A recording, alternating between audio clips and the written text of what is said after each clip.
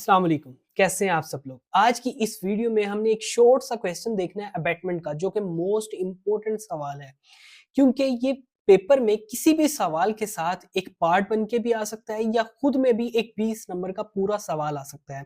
Most important सवाल है, तो चलें वीडियो की तरफ। सबसे पहले हमारे पास आता है इसका इंट्रोडक्शन। इंट्रोडक्शन की बात करें तो अबैटमेंट जो है refers to the act of encouraging, supporting और assisting someone in committing an offence. मतलब कि ये असिस्ट करता है या फिर एनकरेज करता है या फिर सपोर्ट करता है किसी ऑफेंस को करने में।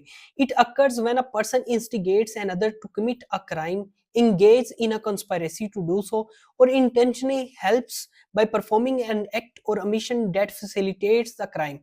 मतलब कि कुछ ऐसे करता है कि अगले बंदे को फैसिलिटेट करता है कि वो ये वाला क्राइम करे, उसे हेल्प करता है, उसकी एड करता है, यानी उसे मदद देता है, मुकम्मल या पूरी प्लानिंग करता है, जो कुछ भी करता है अबेट करता है कि अगला बंदा जो है वो उसकी बातों में आके ये फलां जो एक्ट है वो कर दे। Abetment can be committed through direct involvement.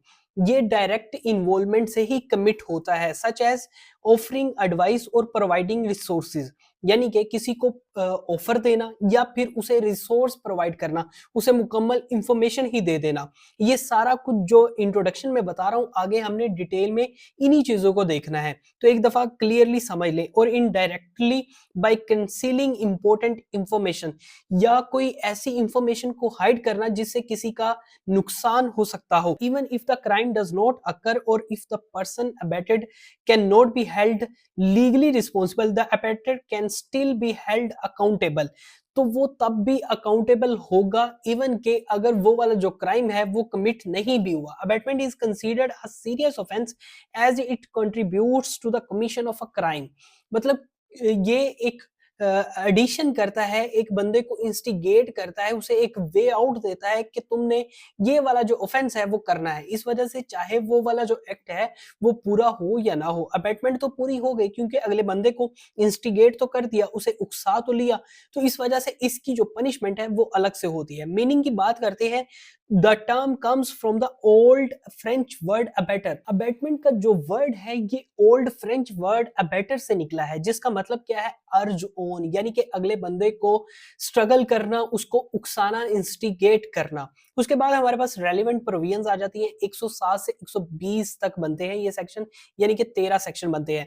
सबसे पहले 107 आ जाता है, अबेटमेंट ऑफ अ थिंग। इसमें वो कहता है कि 3 चीजें हैं। सबसे पहले इंस्टिगेट्स करना, अगले बंदे को उकसाना कि वो एक ऐसा एक्ट करे जो अपने आप में क्राइम है। दूसरे नंबर पे कंस्पायर्स है, यानी कि अगले को एक प्लान देना कि तुमने ये वाला काम करना है। तीसरे नंबर पे एड है, यानी अगले बंदे की जो मदद है वो करनी।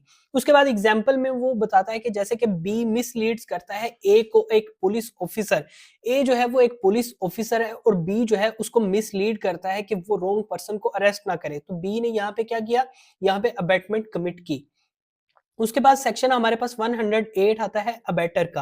अ पर्सन हु हेल्प्स, एनकरेज और push someone to commit an offence is an abettor. मतलब एक ऐसा शख्स जो अगले बंदे को एनकरेज करता है, पुश करता है कि वो कोई ऐसा एक्ट करे जो कि अपने आप में एक ऑफेंस है, उसे हम कहते हैं अबेटर। ये जो पर्सन है वो अबेटर है। अबेटर जो है वो अबेटमेंट तब भी कमिट कर लेगा जब अबेटमेंट एक्चुअल में कमिट हो गई है लेकिन ऑफेंस कमिट नहीं हुआ। मतलब मैंने अगले को कहा कि तुमने फलां बंदे का कत्ल करना है, चाहे उसने कत्ल नहीं भी किया, लेकिन अबेटमेंट मेरी पूरी होगी क्योंकि मैंने उसे इंस्टिगेट किया, उसे इनकरेज किया या किसी तरीके से भी एड वगैरह प्रोवाइड की।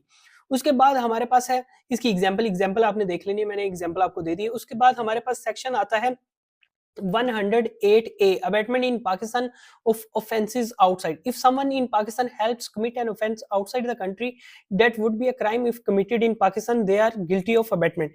वो यहाँ पे ये बात कर रहा है कि अगर जो ऑफेंस है वो पाकिस्तान में कमिट होगा तो वो अबेटमेंट बनेगा, लेकिन अगर वो कहीं और होता है तो फिर उसका कोई और क्राइम भी हो सकता है, वो किसी और तरह का भी क्राइम हो सकता है। जैसे कि एग्जाम्पल वो देता है, ए जो है वो पाकिस्तान में बी को कहता है या फिर उसे अबेट करता है कि वो किसी और कंट्री में किसी और बंदे का कत्ल कर दे, लेकिन उसने अबेटमेंट कहाँ पे की, पाकिस्तान में।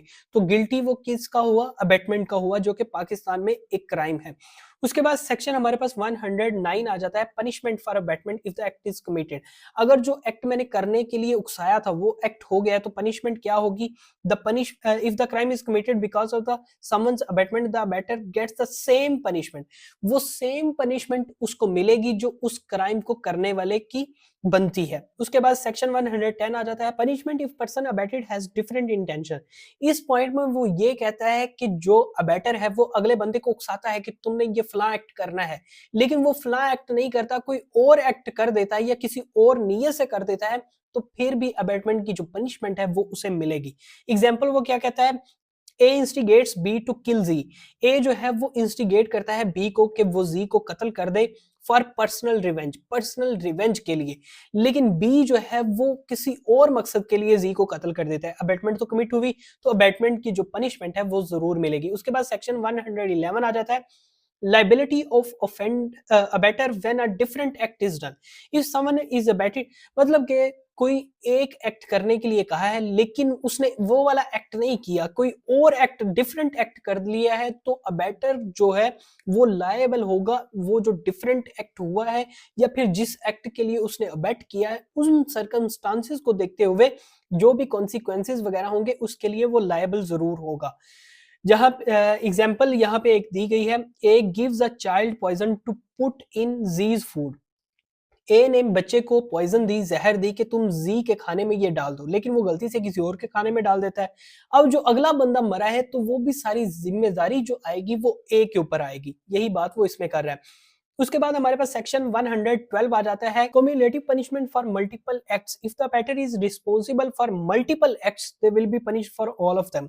अगर अबैटर ने मुख्तलिफ एक्ट्स किए हैं जो कि क्राइम बनते हैं या फिर ऑफेंस बनते हैं, तो फिर सबकी जो डिफरेंट पनिशमेंट्स हैं वो उसको जरूर मिलेंगी। उसके बाद सेक्शन 113 आ जाता है, liability for an unintended result. If the abetment causes a different result then what the abettor intended, the abator is still liable if they knew the result was likely। मतलब मैंने जिस मकसद के लिए अगले बंदे को अबैट किया था, उस मकसद से मैं जो हासिल करना चाहता था वो नहीं हुआ, कोई और चीज हासिल हो गई है, तो फिर भी मुझे पनिशमेंट होगी। जैसे कि एग्जांपल दी है, A tells B to cause grievous hurt to G. A जो है वो बी को कहता है कि जी को ग्रीवियस हर्ट देना है, लेकिन जो जी है वो मर जाता है उस हर्ट से। अब मेरी इंटेंशन तो सिर्फ हर्ट देने की थी, जो मैंने बी को इंस्टिगेट किया था, लेकिन क्योंकि वो मर गया है तो इस वजह से मर्डर की जो पनिशमेंट है वो मुझे भी मिलेगी। सेक्शन 114 आ जाता है, abettor present at the crime. If the abettor is present when the crime happens, they are treated as having committed the same crime themselves। अगर मैं वहां पे मौजूद था, फर्ज करो मैं अबैटर हूं, अगर मैं वहां पे मौजूद था तो फर्ज ऐसे ही किया जाएगा कि जैसे मैंने ही कत्ल किया है।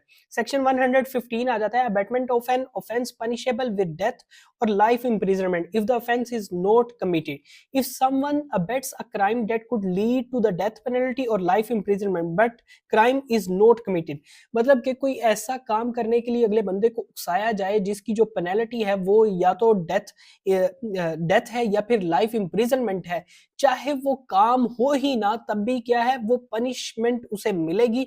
अगर वो काम नहीं होता तो 7 साल की मिलेगी, लेकिन अगर वो काम करते हुए अगला बंदा मरता नहीं है या फिर उसे वो वाला काम पूरा नहीं होता लेकिन उसे हल्की सी कोई इंजरी वगैरह हो जाती है, तो फिर क्या है 14 साल इम्प्रिजनमेंट होगी।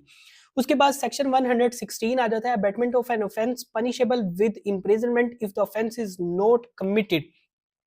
If someone abets a crime that could lead to imprisonment but the crime is not committed, simple imprisonment हो सकती है, ऐसे एक्ट के लिए उकसाता हूं कि जो करने से सिंपल imprisonment होगी लेकिन वो काम हुआ भी नहीं है, they can be punished with 1/4 of the maximum।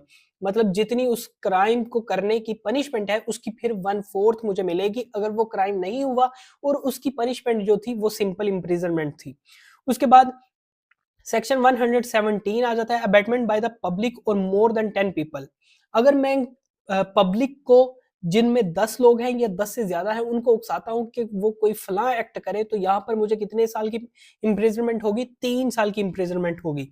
उसके बाद सेक्शन 118 आ जाता है, concealing a plan to commit a crime punishable by death और लाइफ इम्प्रिजनमेंट। अब यहाँ पर जो 118 है, 119 है या 120 है, ये तीनों सेक्शन सेम है। एक सिंपल एग्जांपल देता हूँ, तीनों की समझ आ जाएगी। वो यहाँ पे क्या कह रहा है कि कोई ऐसा प्लान कंसील करना, हाइड करना जिससे अगले बंदे का शायद फायदा हो सकता है था या नुकसान हो सकता था। जैसे कि मुझे पता था ए ने बी को कत्ल करना है, लेकिन मैं उस चीज को कंसील कर लेता हूँ, छुपा लेता हूँ, हाइड कर लेता हूँ। तो यहाँ पर मैंने क्या किया, मैंने अबेटमेंट की, मैंने ए को मौका दिया कि वो बी को कत्ल कर दे। तो इस सूरत में क्या होगा, मुझे जेल होगी 7 साल की, अगर वो जो क्राइम है वो हैपन ही नहीं हुआ, वो कमिट ही नहीं हुआ।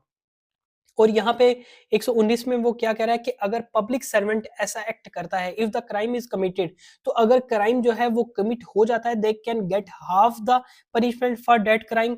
अगर क्राइम कमिट नहीं होता, वो स्टिल पनिशमेंट फेस करेगा, लेकिन जितनी कोर्ट की मर्जी होगी उतनी करेगा। उसके बाद हमारे पास concealing a plan to commit a crime punishable by imprisonment. 120 में सिंपल इम्प्रिजनमेंट वाली बात हो रही है। If someone conceals a plan to commit a crime punishable by imprisonment, ऐसा कोई क्राइम जो है उसकी इंफॉर्मेशन को मैं कंसील करता हूँ, हाइड करता हूँ, जिससे सिंपल इम्प्रिजनमेंट हो सकती है, they can be punished with part of the punishment for the actual crime even if the crime is not committed. तो अगर एक्चुअल में वो क्राइम कमिट भी नहीं हुआ तो भी मुझे पनिशमेंट होगी, लेकिन उस हिसाब से होगी कि जितना उस क्राइम की पनिशमेंट है उसका कुछ ना कुछ हिस्सा जो है वो कोर्ट मुझ पे इंप्लीमेंट करेगी। ये थी एक शॉर्ट सी वीडियो। उम्मीद करता हूँ ये वीडियो आपको अच्छी लगी होगी। वीडियो अच्छी लगी हो या इस वीडियो की समझ आ गई तो वीडियो को लाइक करें और इस चैनल को फॉलो करना ना भूलिएगा। खुदा हाफिज।